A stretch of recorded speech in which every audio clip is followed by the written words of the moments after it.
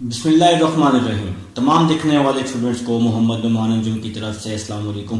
तो स्टूडेंट्स, आज हमारे पास है जनाब क्वेश्चन नंबर 7 है। क्वेश्चन नंबर 7 के 3 पार्ट्स हैं आपके पास। क्वेश्चन नंबर 7 में ए, बी और सी गिवन है। आपने क्या करना है, फाइंड करना है भाई, कोऑर्डिनेट्स फाइंड करने हैं सेंट्रॉइड, आर्थो सेंटर और सरगम सेंटर के। ठीक है जनाब। और इसके बाद क्या करना है, बताना है कि ये 3 जो पॉइंट्स आप लोगों ने फाइंड किए हैं ये कोलिनियर हैं या नहीं है। तो सबसे पहला जो है आपके पास इसका फर्स्ट पार्ट है वो है सेंट्रॉइड। तो सेंट्रॉइड फाइंड करने का आसान सा फार्मूला है, बहुत ही आसान फार्मूला है भाई। ये फार्मूला है कुछ इस तरह से, x1 plus x2 plus x3 over 3 और इसके साथ ही y1 plus y2 plus y3 over 3। तो ये मेरे भाई सेंट्रॉइड फाइंड करने का फार्मूला है। तो आप लोगों को इस चीज का पता है, क्या पता है भाई, कि ये वैल्यू x1 होती है, ये y1 होती है, इसी तरह ये x2, ये y2 और ये x3 और ये y3 होती है। तो इस फार्मूले में आप लोगों ने क्या करना है, सिंपल पुट कर देना है और अपना सेंट्रॉइड जो है वो आप लोगों ने हासिल कर लेना है। तो देखिएगा जी, आपके पास आ जाएगा x1। तो x1 क्या आ रहा है हमारे पास, x1 है -2, x2 है -4, x3 है हमारे पास 3 और डिवाइड में क्या आ जाएगा, 3 आ जाएगा। इसी तरह y1 है 3, y2 है 1, y2 है 1 और y3 है 5, y3 की जगह 5 डिवाइड में जनाब 3 आ जाएगा। ठीक है जी। नेक्स्ट चलते हैं, -2 -4 -6 प्लस 3 तो -3 आ जाएगा ओवर 3। देखो यार, -2 -4 -6 प्लस 3 तो -3 आ जाएगा। इसी तरह से 3 प्लस 1 4 प्लस 5 9 हो जाएगा। अब आप लोग इसकी कटिंग कर देंगे, 3 से 3 कट जाएगा तो यहाँ पे -1, 3 1 3, 3 3 9 तो यहाँ आ जाएगा जी -1 और 3। तो आपके पास जनाब सेंट्रॉइड पॉइंट आ चुका है, -1 और 3 आ चुका है। तो अब आप लोगों ने क्या करना है, नेक्स्ट चलना है। नेक्स्ट है हमारे पास आर्थो सेंटर। अच्छा, आर्थो सेंटर को ना अक्सर जगहों पर अल्टीट्यूड का भी नाम दिया गया है। आर्थो सेंटर को अक्सर जगहों पे अल्टीट्यूड का भी नाम दिया जाता है। तो मैं ये जी आर्थो सेंटर रेस कर देता हूं और मैं इसका सेकंड पार्ट करता हूं। आप लोग इसको नोट तो कर ही चुके होंगे। ठीक है जी। नेक्स्ट है हमारे पास इसका सेकंड पार्ट है आर्थो सेंटर। तो सेकंड पार्ट करने लगा हूं, आप लोग मेरे साथ साथ नोट करेंगे। तो आर्थो सेंटर है जी हमारे पास इसका सेकंड पार्ट जी, आर्थो सेंटर। तो आर्थो सेंटर में क्या होगा, सबसे पहले आप एक ट्राइंगल ले लेंगे कुछ इस तरह से आप लोगों ने ट्राइंगल ले लेनी है। देखो जी, आप लोग ट्राइंगल ले चुके हैं, तो ये आप लोगों ने ट्राइंगल ले ली। फिर आप लोगों ने क्या किया, इस तरह से 2 साइड्स ले ली। तो आपको सिर्फ 2 साइड्स लेनी, ये नहीं कि आपको तीनों साइड्स, सिर्फ 2 साइड्स आप लोग ले लेंगे, आपका काम हो जाएगा। ठीक है। तो अब आप लोग क्या करेंगे, इसको नाम दे देंगे, इसको नाम दे दें A का, इसको B का और इसको C का नाम दे देंगे। अब आप लोग क्या करने वाले हैं, जो पॉइंट्स है वो यहां पुट करने वाले हैं। A पॉइंट है -2 और 3, B पॉइंट है -4 और 1 और C पॉइंट है हमारे पास 3 और 5 है। ठीक हो गया। अब आप लोगों ने क्या करना है मेरे भाई, सिंपल एक छोटा सा काम करना है, स्लोप फाइंड कर लें। तो slope of A B find कर लेते हैं और slope of B C find कर लेते हैं। तो क्योंकि अब हमने भी ए बी और बी सी चाहिए हमें, तो हमने एक परपेंडिकुलर, आप इसको कह सकते हैं भी, हमने एक सी पॉइंट पे ज्वाइन किया हुआ है, इस तरह से एक हमने ए से इसको ज्वाइन करके मिलाया हुआ है। तो अब आप लोग एक सिंपल सा काम करें, इनका स्लोप फाइंड कर लें, slope of A B find कर लें। जो स्लोप को आप लोग रिप्रेजेंट करते हैं m से करते हैं, स्लोप को m के साथ रिप्रेजेंट करते हैं। तो स्लोप का फार्मूला होता है y2 minus y1 over x2 minus x1। तो देखिए जी, आप लोग ले रहे हैं a और b का स्लोप ले रहे हैं फिलहाल। तो x1 y1 x2 y2, तो इस फार्मूले में पुट कर देंगे। तो y2 है 1, y2 1 माइनस y1 है 3, तो y2 minus y1 over x2 minus x1, तो x2 है -4 माइनस x1 है हमारे पास -2 है जनाब। तो ये जी हमने क्या किया है, फार्मूले में वैल्यूज को पुट कर दिए।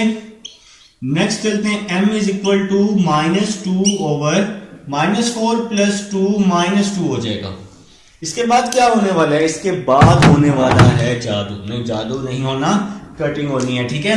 तो ये भी एक जादू ही होता है, -2 से -2 कट जाएगा, m इज इक्वल टू -1 आ जाएगा, -2 से -2 कट जाएगा, तो m इज इक्वल टू 1 आ जाएगा।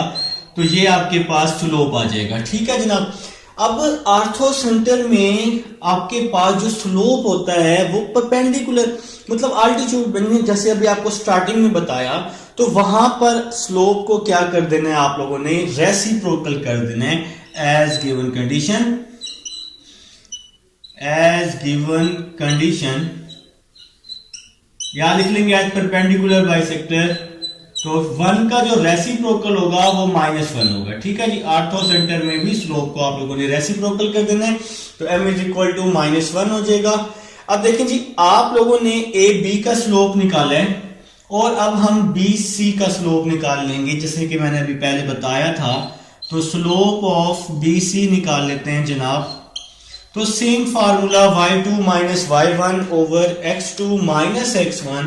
तो हम एक काम करते हैं, x1 y1 यहां से रिमूव करके x1 y1 यहां पर लिख लेते हैं, x1 y1 यहां लिख लेते हैं।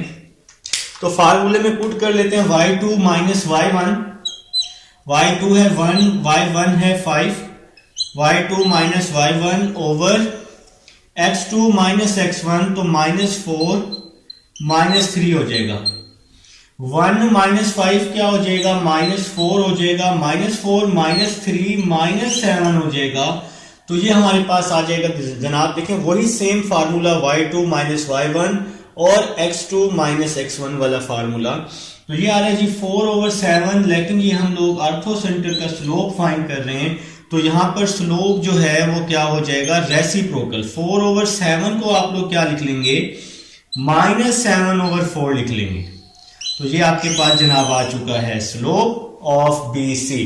अब ये पॉइंट फाइंड करना है, तो ये पॉइंट फाइंड करने के लिए हमें 2 इक्वेशंस चाहिए। ये आर्थो सेंटर का पॉइंट फाइंड करने के लिए हमें 2 इक्वेशंस चाहिए भाई, किसी ना किसी तरह हमें फाइंड करनी है, हमारी जरूरत है। तो अब आप लोग सिंपल क्या करने वाले हैं, ए बी का स्लोप यूज करेंगे। No we find the equation,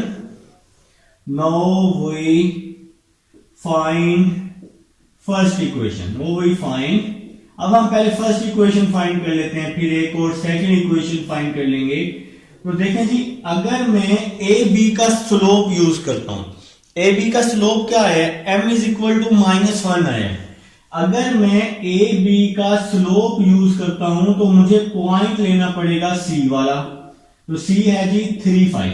सी क्या है मेरे भाई, 3, 5 है।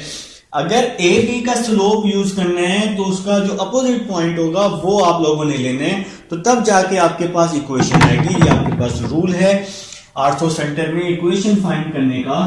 अब आपके पास स्लोप भी है, पॉइंट भी है। स्लोप आप लोगों ने ये ए बी वाला ले लिया, ए बी वाला स्लोप ले लिया और सी पॉइंट ले लेना है, ठीक है। तो फार्मूला लगा देना है, y minus y1 m into x minus x1 आ जाएगा, ठीक है जनाब।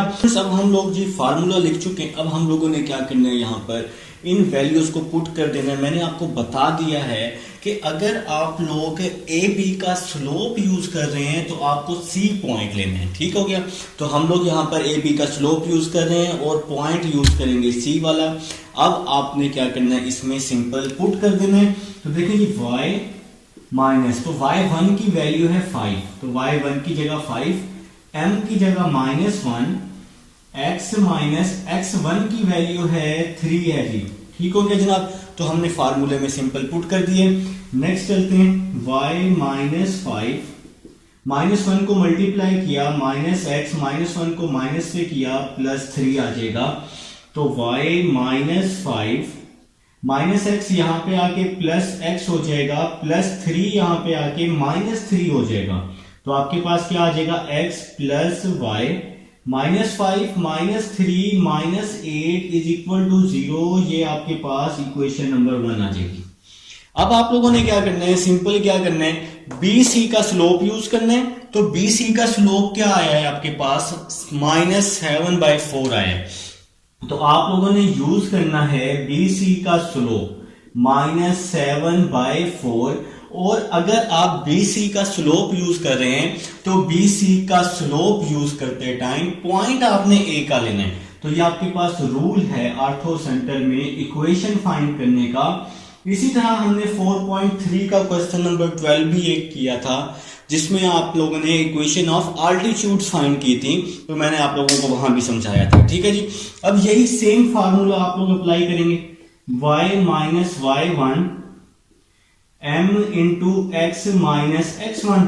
तो y1 क्या है आपके पास, y1 है 3, y1 की वैल्यू 3 है, m की वैल्यू -7/4 है, x1 की वैल्यू है -2। देखें जी, ये है x1, ये है y1।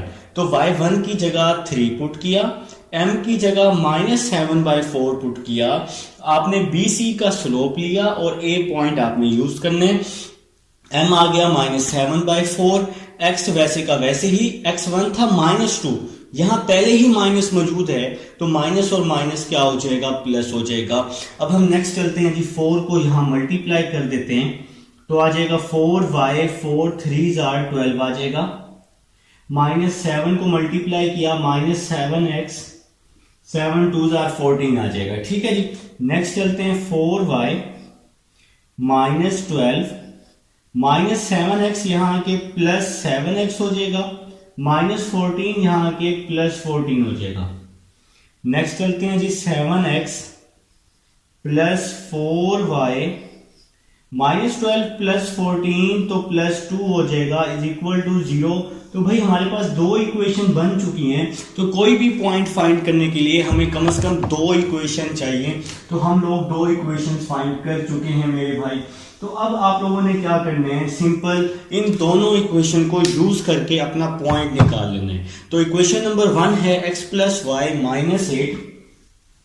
इक्वेशन नंबर 1 है x + y -8 is equal to 0। Equation number 2 है हमारे पास 7x + 4y + 2। तो इक्वेशन नंबर 2 है 7x + 4y + 2 is equal to 0। Question number 1 में आप लोगों को समझा चुका हूं पॉइंट ऑफ इंटरसेक्शन वाला। मैंने आप लोगों को बताया था कि पहले आप लोगों ने x लिखना है। x में क्या होगा, x वाला कॉलम खत्म हो जाएगा। तो x वाला कॉलम खत्म हो गया तो बाकी बच गया 1 -8 नीचे क्या है जी 4 और 2 है। इसके बाद हमेशा आएगा -y। तो ये सीक्वेंस मैंने आप लोगों को समझाया हुआ है।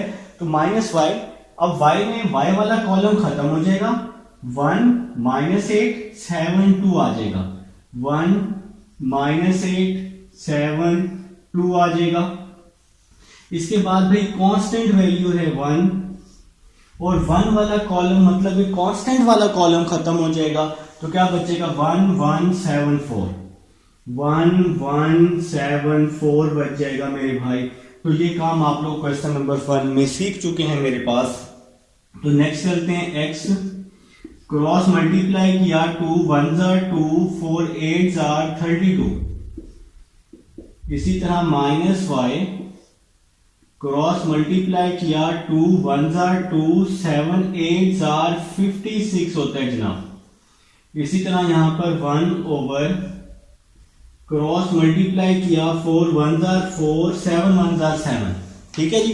देखिए जी x वैसे ही आ गया 2 1 2 4 8 32 आ गया। फिर -y वैसे ही आ गया 2 1 2 7 8 56 आ जाएगा।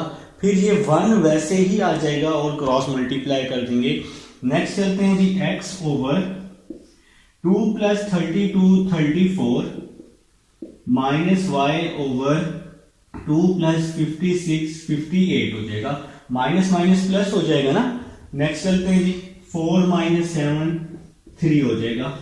अब हमें x और y चाहिए, तो x को भी कांस्टेंट के इक्वल कर लेंगे, y को भी कांस्टेंट के इक्वल कर लेंगे। ठीक हो गया। अब हम इसको यहां मल्टीप्लाई कर देते हैं, तो x आ जाएगा 34/3 आ जाएगा, तो एक पॉइंट तो आ चुका है। दूसरा पॉइंट 58 को यहां मल्टीप्लाई कर देंगे तो 58/3 आ जाएगा, माइनस को भी साथ में शिफ्ट कर देंगे तो ये आपके पास y आ जाएगा। तो ये जी आपके पास आर्थो सेंटर आ चुका है 34/3 माइनस 58/3। तो उम्मीद है जी आप लोगों को समझ आ चुकी है। आप लोग स्क्रीनशॉट ले सकते हैं, बिल्कुल ले लीजिए। तो अब हम लोग चलेंगे जी अपने थर्ड पार्ट की तरफ, जो कि है हमारे पास सर्कमसेंटर।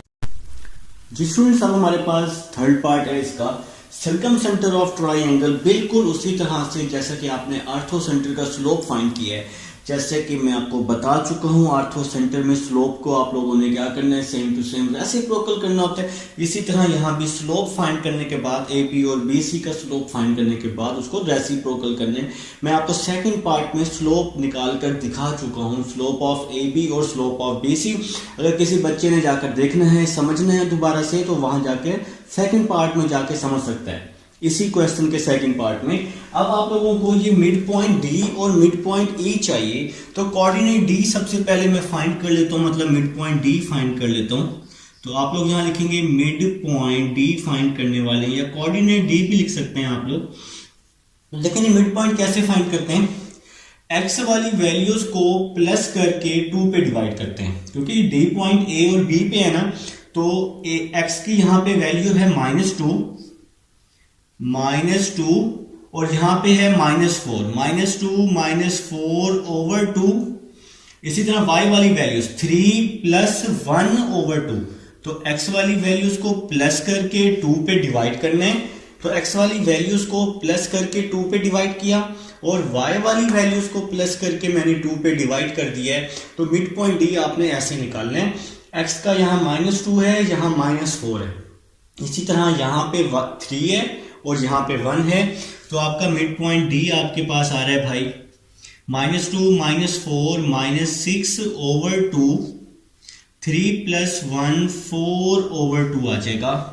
तो mid point D 2 3s are 6, 2 2s are 4, तो यहाँ पे हमने इसकी कटिंग की और अपना मिड पॉइंट डी फाइंड कर लिया। तो यहाँ पे आप लोगों ने इसकी कटिंग की है मेरे भाई, तो 2 1s are 2 यहाँ पे किया है और 2 3s are 6 किया। इसी तरह 2 1s are 2 और 2 2s are 4 करके मिड पॉइंट डी आप लोगों ने फाइंड कर लिया है।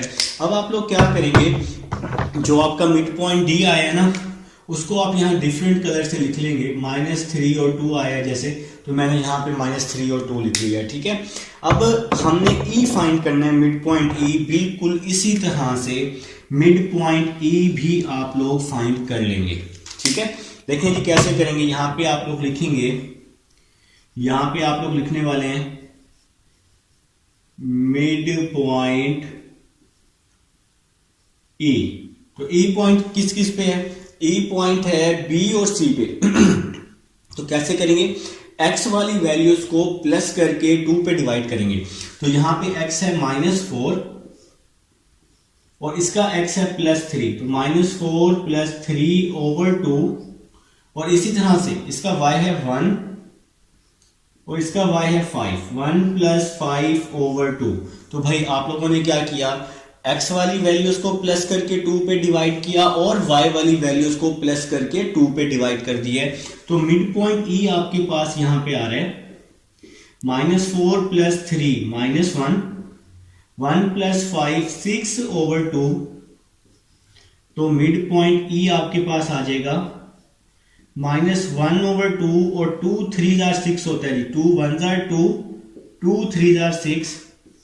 तो ये मिड पॉइंट ई हमारे पास आ चुका है जनाब। तो सबसे पहले ये हमें मिड पॉइंट चाहिए थे, अब हमें इक्वेशन चाहिए।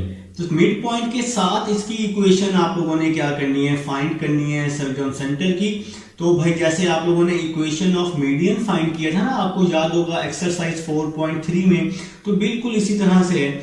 तो अब आप लोगों ने क्या करना है, अब आपने डी पॉइंट लेना है पॉइंट डी लेना है और डी पॉइंट किस पर है, ए बी पर, तो ए बी का स्लोप यूज करना है, ठीक है। तो फर्स्ट इक्वेशन है, no we find first equation, no we find first equation.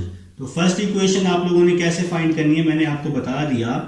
अगर आप ए बी का स्लोप यूज कर रहे हैं तो ए बी का स्लोप आपके पास क्या आया है, एम क्या आया है, -1 आया है, एम आया जी -1, और ए बी पे जो मिड पॉइंट है डी वो क्या है जी, -3 और 2, तो डी है -3 और 2। फार्मूला आप लोगों को आता है, फार्मूला आप लोगों को आता है y minus y1 m into x minus x1, तो यही सेम फार्मूला जो आप लोगों ने बैक पे यूज किया है। तो नेक्स्ट चलते हैं जी, y माइनस y1 की वैल्यू पुट कर देंगे, तो y1 की वैल्यू है हमारे पास 2, m की वैल्यू है -1, x प्लस 3 ब्रैकेट क्लोज। देखें जी, y1 की वैल्यू है 2, m की वैल्यू है -1, फिर x आ जाएगा, और x1 की वैल्यू थी -3, तो यहां पे माइनस है, तो माइनस और माइनस प्लस हो जाएगा। अब हम लोग नेक्स्ट चलते हैं, इसको मजीद सिंप्लीफाई करते हैं ताकि हम लोग अपने रिजल्ट तक पहुंच सकें, ठीक है जी। रिजल्ट तक तो पहुंचना ही है, तो y -2 आ जाएगा, y -2 is equal to, y -2 वैसे ही आ गया, -1 को अंदर मल्टीप्लाई कर रहा हूं तो -x -3 आ जाएगा, -1 को अंदर दोनों के साथ मल्टीप्लाई कर दिए। तो नेक्स्ट चल रहे हैं कि y -2 -x यहां आके +x, -3 इस साइड पे आके +3 हो जाएगा, x प्लस y, -2 + 3 + 1 हो जाएगा, और इसके साथ ही ये इक्वेशन 1 फाइंड हो जाएगी, ठीक है जी। अब हम सेकंड इक्वेशन की तरफ आ रहे हैं। सेकंड इक्वेशन में बी सी का स्लोप यूज करेंगे और ई वाला पॉइंट लेंगे, तो बी सी का स्लोप यूज करेंगे, तो बी सी का स्लोप क्या आया था, -7/4, जैसा कि हम लोगों ने सेकंड पार्ट में फाइंड किया था, -7/4, और बी सी का जो मिड पॉइंट है वो ई है, और ई पॉइंट है -1/2 और 3, तो ई पॉइंट है हमारे पास -1/2 और 3। तो अब आप लोगों ने क्या करना है, इस पर इक्वेशन फाइंड कर लेनी है। तो आप लोग फार्मूला लिखेंगे, y -y1 is equal to m into x minus x1, तो यही फार्मूला आप लोग यूज कर रहे हैं। तो y1 की वैल्यू है 3 है जनाब, y1 है 3, m है -7/4, m की जगह मैंने पुट किया 7/4, और x1 की जगह 1/2 पुट कर दिया जनाब। तो x1 की जगह -1/2 था, तो माइनस और माइनस प्लस हो गया, तो 1/2 मैंने यहाँ पे पुट कर दिया जैसा कि बैक पे किया था। अब 4 यहाँ पे डिवाइड हो रहा है, यहाँ के मल्टीप्लाई 4 को अब हम लोग यहाँ मल्टीप्लाई कर लेते हैं, तो आपके पास आ जाएगा 4y -4 को 3 से करेंगे तो 4 3 12 -7। यहां पे आप लोग क्या करने वाले हैं, इसका एलसीएम ले लेंगे, इसके डिवाइड में 1 है, तो नीचे वाली वैल्यूज को मल्टीप्लाई कर देंगे, बाकी वैल्यूज को क्रॉस मल्टीप्लाई कर देंगे, तो 2x + 1 आ जाएगा, ठीक है जी। तो यहाँ पे आप लोगों ने एलसीएम लिए। अब ये 2 यहाँ डिवाइड हो रहा है, तो 2 इधर आके मल्टीप्लाई हो जाएगा, 2 4 8, 2 को 12 से मल्टीप्लाई करेंगे तो 24 आ जाएगा, -7 को मल्टीप्लाई किया -14, -7 को 1 से किया तो -7 आ जाएगा। नेक्स्ट करते हैं जी, तो 8y -24 -14 यहाँ पे आके +14, और -7 यहाँ पे आके +7 हो जाएगा, ठीक है जनाब। तो 14x, इसको सीक्वेंस में कर लेते हैं, 14x + 8y -24 + 7, तो ये 17 बच जाएगा मेरे भाई, -17 इज इक्वल टू 0, और ये आपकी इक्वेशन नंबर 2 आ जाएगी। तो हम लोग कर रहे हैं जनाब सर्कम सेंटर को कर रहे हैं, तो सर्कम सेंटर में क्या है हमारे पास, मिड पॉइंट से आप लोगों ने इक्वेशन को निकालना होता है। जैसा कि आप लोगों ने क्वेश्चन नंबर 12 किया था 4.3 का, तो ये उसी तरह का ही कुछ मिलता जुलता ये क्वेश्चन है जनाब, ठीक है जी। तो अब आप लोगों ने क्या करना है, क्वेश्चन नंबर 1 और 2 को सॉल्व कर लेना है, ठीक है जी। तो इक्वेशन नंबर 1 लिख लेंगे, इसके साथ x plus Y plus 1 is equal to 0। तो ये इक्वेशन नंबर 1 है जी हमारे पास। अब आप लोगों ने क्या करना है, बिल्कुल सेम टू सेम जैसा कि पहले आप लोगों ने किया है, पहले x ले लेंगे। x में क्या होगा, x वाला कॉलम छोड़ देंगे। x में क्या होगा, x वाला कॉलम छोड़ देंगे। तो ये x वाला कॉलम छोड़ देंगे तो जो बच जाएगा वो ले लेंगे। 8 माइनस 17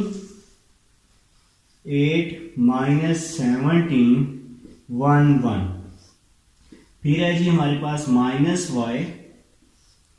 तो y में क्या है जी, y वाला कॉलम आप लोगों ने छोड़ देना है, तो जो बच जाएगा वो लेना है। 14 माइनस 17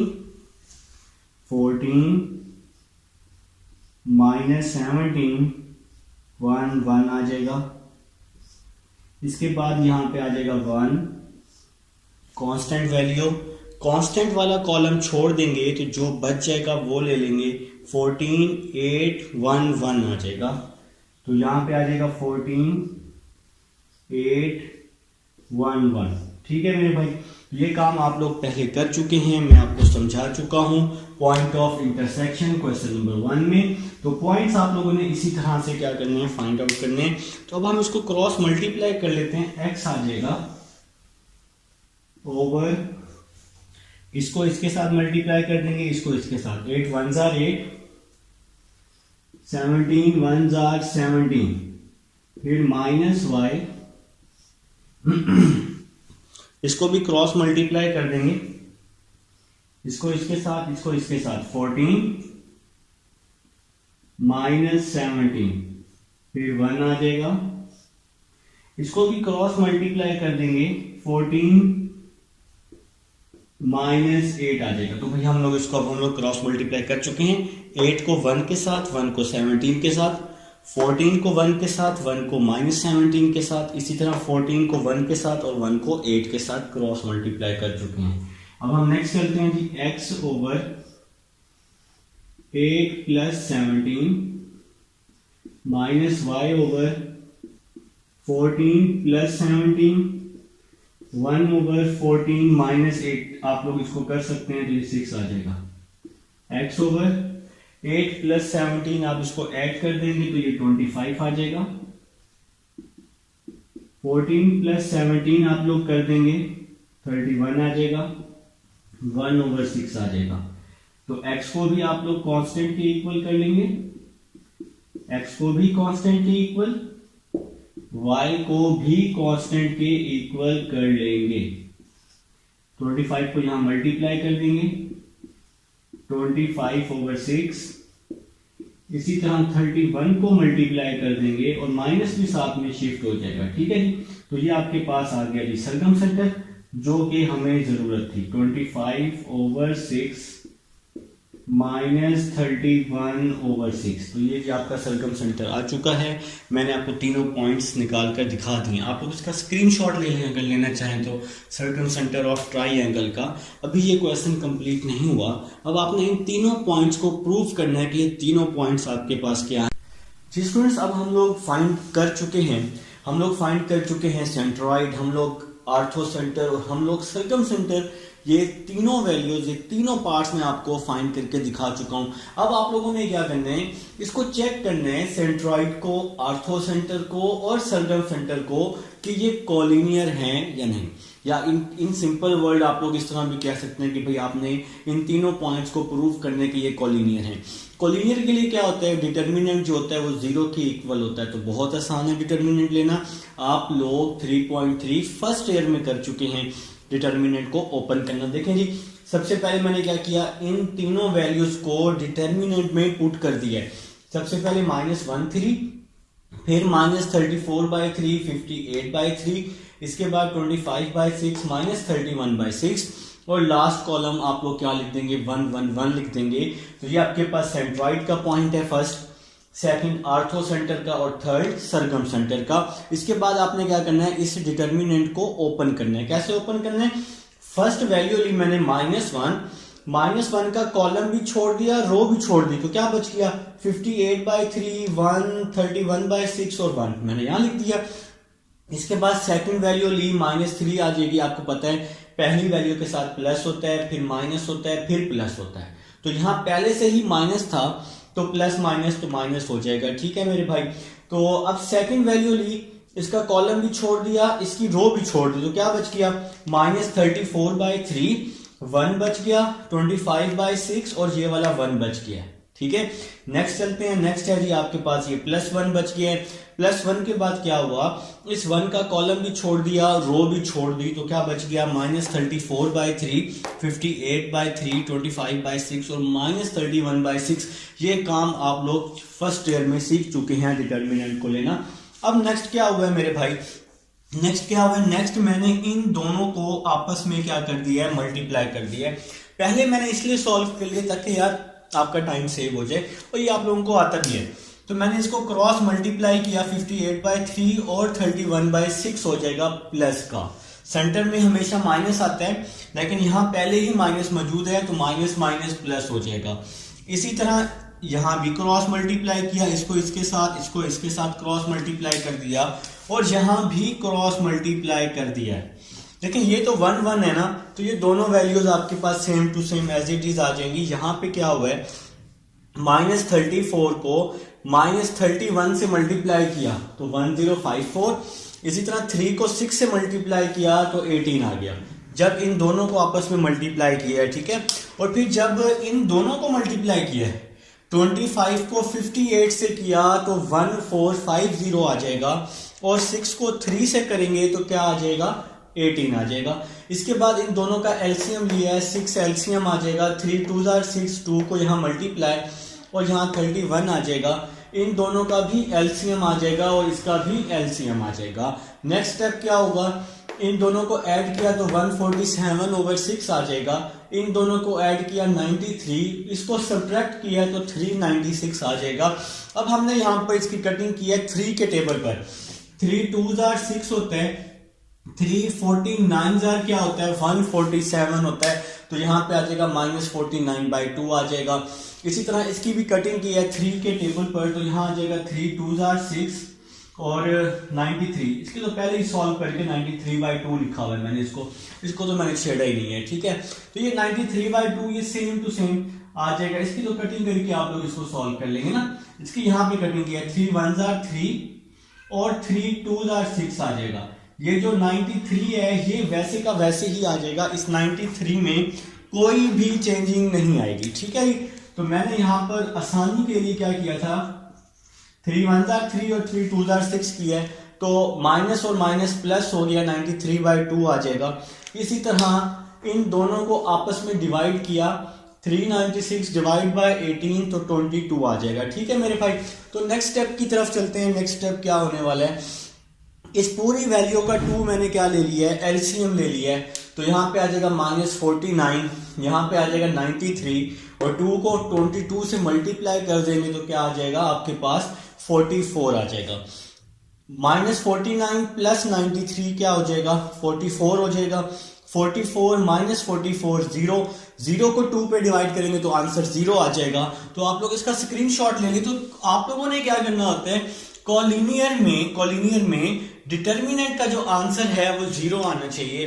तो मैंने सेंट्रॉइड, आर्थो सेंटर और सरगम सेंटर आपको बारी बारी ये तीनों मैंने आपको सॉल्व करके दिखाए हैं। इसके बाद इन तीनों को मैंने डिटर्मिनेंट पे पुट किया और आंसर 0 लेके आए। तो ये भी आपके पास कंडीशन में गिवन है, कंडीशन में ये भी गिवन है कि आपके पास इन तीनों का जो डिटर्मिनेंट है उसका आंसर क्या आना चाहिए मेरे भाई, 0 आना चाहिए। तो मैं जरा डस्टर उठा रहा हूँ, ठीक है। तो डस्टर में उठा चुका हूँ। तो अब आप लोगों ने क्या करना है, नेक्स्ट क्वेश्चन करना है। देखते हैं नेक्स्ट क्वेश्चन, और इसको हम लोग क्या कर देते हैं, रेस कर देते हैं। जी स्टूडेंट्स, अब हमारे पास क्वेश्चन नंबर 8 है जनाब। क्वेश्चन नंबर 8 में आप लोगों ने क्या करना है, आप लोगों ने प्रूव करना है कि ये जो गिवन लाइंस हैं आपके पास क्या हैं, कंकरेंट हैं। तो कंकरेंट के लिए सबसे पहले मैंने क्या किया, इन गिवन लाइंस को डिटर्मिनेंट में पुट कर दिया है और कंकरेंट में डिटर्मिनेंट का आंसर 0 आना चाहिए। तो 4 -3 -8 लिखा, 3 -4 -6 लिखा और 1 -1 -2 लिख दिया मैंने।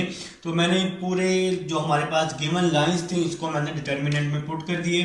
अब आप लोग क्या करेंगे, फर्स्ट वैल्यू लेंगे, 4 का कॉलम भी छोड़ देंगे, 4 की रो भी छोड़ देंगे, तो क्या बचेगा -4 -6 -1 -2। पहले प्लस होता है फिर माइनस होता है दूसरी वैल्यू के साथ, फिर -3 वाला कॉलम भी छोड़ देंगे, रो भी छोड़ देंगे, तो 3 -6 1 -2 बच जाएगा। 3 -6 1 -2 बच जाएगा। फिर आ जाएगा जी +8, और इसी तरह फिर 8 वाला कॉलम भी छोड़ देंगे, रो भी छोड़ देंगे, तो 3 -4 1 -1 आ जाएगा। 3 -4 1 -1 आ जाएगा। ठीक है जी। तो डिटर्मिनेंट को याद रहे, हम लोग कोशिश कर रहे हैं कि इसका आंसर 0 ले आए किसी ना किसी तरह, पहले प्लस फिर माइनस फिर प्लस, याद रखिएगा। क्वेश्चन में जो साइन है वो आप लोगों ने साथ साथ लिख लेना है। अब हम नेक्स्ट चलते हैं, 4 आ जाएगा, -4 को यहां मल्टीप्लाई करेंगे, -4 को -2 के साथ तो +8 आ जाएगा, सेंटर में माइनस, -1 को -6 के साथ तो +6 आ जाएगा। ठीक है जनाब। माइनस माइनस +3 हो जाएगा, क्रॉस मल्टीप्लाई कर लेंगे, 3 को 2 के साथ 6, सेंटर में माइनस आ जाएगा, 1 को -6 के साथ तो -6 आ जाएगा। इसी तरह प्लस माइनस -8 हो जाएगा, 3 को -1 के साथ -3, सेंटर में माइनस आ जाएगा, 1 को -4 के साथ तो -4 आ जाएगा जी, ये ब्रैकेट क्लोज हो जाएगी। अब हम नेक्स्ट चलते हैं जी, 4 वैसे ही आ जाएगा, 8 -6 2 हो जाएगा, इसी तरह +3 वैसे का वैसे ही आ जाएगा, -6 माइनस माइनस प्लस हो जाएगा, तो -6 + 6 0 हो जाएगा, -8 वैसे ही आ जाएगा, -3 माइनस माइनस प्लस, तो -3 + 4 कर देता हूं, तो इसका मैं डायरेक्ट आंसर लिख रहा हूं, तो यहाँ 1 आ जाएगा, 4 2 8 हो जाएगा, 3 + 0 0 हो जाएगा, -8 हो जाएगा, 8 - 8 0 आ जाएगा। ये कंकरेंट प्रूव हो चुका है। कंकरेंट के बाद वो हमें कह रहे हैं कि आप लोगों ने पॉइंट फाइंड करने हैं, जिसको आप लोग नाम दे सकते हैं, पॉइंट ऑफ कंकरेंसी का नाम दे सकते हैं। अब आप लोगों ने क्या करना है, इन तीनों में से कोई भी 2 लाइंस ले लें और पॉइंट फाइंड कर लें। ठीक है जी, कोई भी 2 लाइंस, तो मैं ले रहा हूं जी L1 और L2 ले रहा हूं, आप लोग कोई भी 2 लाइन ले सकते हैं। तो फ्रॉम L1 एंड L2 कोई भी 2 लाइंस लेके पॉइंट फाइंड कर लेंगे कि L1 और L2 ले रहा हूं, आप कोई भी 2 ले लें। ठीक है जी। तो मैंने पहले 2 लाइंस ली हैं, तो यहां पे आ जाएगा x आ जाएगा, तो x में क्या होगा, x वाला कॉलम जो है ये खत्म हो जाएगा, x में x वाला कॉलम खत्म हो जाएगा, बाकी जो बच जाएगा वो ले लेंगे, तो -3 -8 -4 -6 बच जाएगा। फिर x के बाद क्या होगा जी, -y होता है जी, x के बाद क्या होता है, -y होता है, ओवर। देखें जी, x वाला कॉलम खत्म हो गया, -3 -8 -4 -6। ठीक है जी। अब क्या हो रहा है, y वाला कॉलम खत्म हो जाएगा, तो 4 -8 3 -6 आ जाएगा, 4 -8 3 -6 आ जाएगा। फिर आप लोगों ने क्या करना है, कांस्टेंट वैल्यू ले लेनी है, तो यहां पे जी 4 -8 3 -6 आया, y वाला कॉलम खत्म करके अब कांस्टेंट वाला कॉलम खत्म कर देंगे, 4 -3 3 -4 आ जाएगा, 4 -3 3 -4 आ जाएगा। तो यहां पे आप लोगों ने क्या किया है, वही प्रीवियस काम किया, पॉइंट फाइंड कर रहे हैं। अब आप लोग क्या कर देंगे, इसको क्रॉस मल्टीप्लाई कर देंगे, तो भाई x ओवर -3 को -6 के साथ तो +18, सेंटर में -4 को -8 के साथ +32 आ जाएगा, यहां पे आ जाएगा -y ओवर, यहां भी क्रॉस मल्टीप्लाई कर देंगे, इसको इसके साथ, इसको इसके साथ, 4 को -6 के साथ -24, सेंटर में माइनस होता है, 3 को -8 के साथ -24 आ जाएगा, और यहां पे आ जाएगा 1 ओवर, यहां भी आप लोगों ने क्या किया, क्रॉस मल्टीप्लाई कर दिया, 4 को 4 के साथ 16 आ जाएगा, सेंटर में हमेशा -3 को -3 के साथ तो -9 आ जाएगा। तो यहां पर जी आप लोग इसको क्रॉस मल्टीप्लाई कर चुके हैं। अब हम लोग नेक्स्ट चल रहे हैं जी, x हो जाएगा और 18 - 32 आप लोग कर देंगे, तो आप लोगों को पता है कि 14 बच जाएगा, माइनस का 14 बच जाएगा। यहां पे आ जाएगा minus Y, minus minus plus हो जाएगा, तो -24 प्लस 24 0 हो जाएगा। यहां पे आ जाएगा 1, -16 प्लस 9 तो -7 हो जाएगा, -16 प्लस 9, माइनस और माइनस प्लस हो जाएगा, -16 प्लस 9 आपके पास क्या बच जाएगा, माइनस का 7 बच जाएगा। ठीक है जी। अब इस x वाली वैल्यू को भी कांस्टेंट के इक्वल कर लेंगे, कांस्टेंट है -1/7, और y वाली वैल्यू को भी कांस्टेंट के इक्वल कर लेंगे। तो x वाली वैल्यू को भी कांस्टेंट के इक्वल किया और y वाली वैल्यू को भी कांस्टेंट के इक्वल कर लिया, तो -14 है, यहां पे आके मल्टीप्लाई हो जाएगा, x is equal to -14/7, minus और माइनस प्लस हो जाएगा, तो 7 2 14 आ जाएगा। इसी तरह माइनस से माइनस ये कैंसिल, 0 यहां के मल्टीप्लाई हो जाएगा, 0/7, तो y का आंसर आ जाएगा, 0 को किसी भी चीज पे डिवाइड करें तो आंसर 0, तो पॉइंट आ चुका है 2 0, पॉइंट ऑफ कंकरेंसी। अब आप लोग इसको कह सकते हैं क्वेश्चन की स्टेटमेंट को कंप्लीट कर चुके हैं आप लोग। तो भाई ये था आपके पास क्वेश्चन नंबर 8 था। उम्मीद है जी आप लोगों को समझ आई होगी। अब हम चलेंगे अपने नेक्स्ट क्वेश्चन नंबर 9 की तरफ।